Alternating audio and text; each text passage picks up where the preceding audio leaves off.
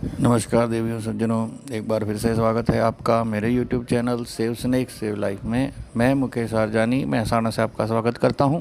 मैं सांप का रेस्क्यू करता हूं मित्रों। सांप को पकड़ के उनके रेस्क्यू करके उनके नेचुरल हैबिटेट में छोड़ने का काम कर देता हूं मित्रों। ये सेवा का कार्य है, मेरा अविरत समय चालू रहता है, दिन रात, ऐसा कोई इसमें बाध्य नहीं है। आज का जो आप किस्सा देख रहे हैं वह मेहसाणा के केंद्रीय विद्यालय, जिसे सेंट्रल स्कूल भी जाना जाता है, उसके अंदर का है। बच्चे नहीं हैं उस समय, स्कूल नहीं है, फैमिलीज़ हैं। और जिन साहब ने ये वीडियो बनाया है, आप देख रहे हैं कि उन्होंने बहुत ध्यान से बनाया है। सांप कहाँ जा रहा है वह सब वो ध्यान रख रहे हैं, और उसका फाइनल हाइड आउट कहाँ है वो तक उन्होंने ध्यान रखा।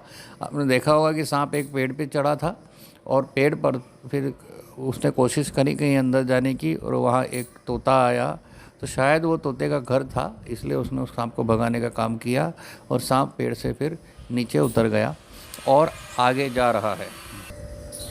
उन्होंने मुझे फ़ोन कर ही दिया था और मैं ऑन द वे था, मेरे घर से ज़्यादा दूर नहीं है, 10 मिनट का रास्ता है। तब तक उन्होंने सांप कहाँ जा रहा है काफ़ी ध्यान रखा, और जब हम लोग वहाँ पहुँचे थे तो एग्जैक्ट हाइड आउट जो था हमें मालूम था। मेरे साथ हमारे मित्र हैं बेलिम जी, वह भी साथ में थे। वे भी धीरे धीरे है काम सीख रहे हैं। सांप के बारे में वो यो ध्यान से देखते हैं, जानते हैं, समझ सकते हैं, और मेरी मदद में भी रहते हैं। और कई बार ऐसी जगह होती है कि 2 आदमी की ज़रूरत पड़ती है, तब बेलिम जी हमें काफ़ी मदद करते हैं। आज भी आप आगे देखेंगे कि 2-3 आदमी की ज़रूरत पड़ी थी इस सांप को निकालने के लिए। सांप का प्रकार मैं आपको भी बता देता हूँ, यह धामण था। धामण सांप लेकिन काफ़ी ताकतवर होता है। उसको पकड़ना कभी कभी कठिन हो जाता है, क्योंकि वह काफ़ी जोर लगाता है छूटने के लिए, और अपनी पकड़ काफ़ी मजबूत बनाता है। यह जहाँ जहाँ जा रहा है उसके पीछे पीछे वीडियो बनाने वाले साहब लगे हुए हैं, और काफ़ी नज़दीक से उन्होंने उसको देखा है, और शायद उनकी फैमिली भी होगी साथ में, और काफ़ी अच्छा वीडियो बनाया है। उनके लिए मैं उनको धन्यवाद देता हूँ। और उन्होंने मुझे फ़ोन किया, सांप को बचाने का प्रयत्न किया, इसके लिए भी मैं उनको धन्यवाद देना चाहता हूं, क्योंकि मैं तो यही मानता हूं मित्रों कि सांप हमारे शत्रु नहीं हैं, मित्र हैं। उन्हें बचाना हमारी फ़र्ज में आता है, और ये फूड चेन का बहुत ही अहम हिस्सा है। जब भी उन्हें देखें, कृपया उनको नेचुरल हैबिटेट में अगर जाने का रास्ता है तो जाने दें, अथवा मेरे जैसे किसी रेस्क्यूअर को बुलाएं, जिससे मैं उनको पकड़ के उनके नेचुरल हैबिटेट में छोड़ सकूं मित्रों।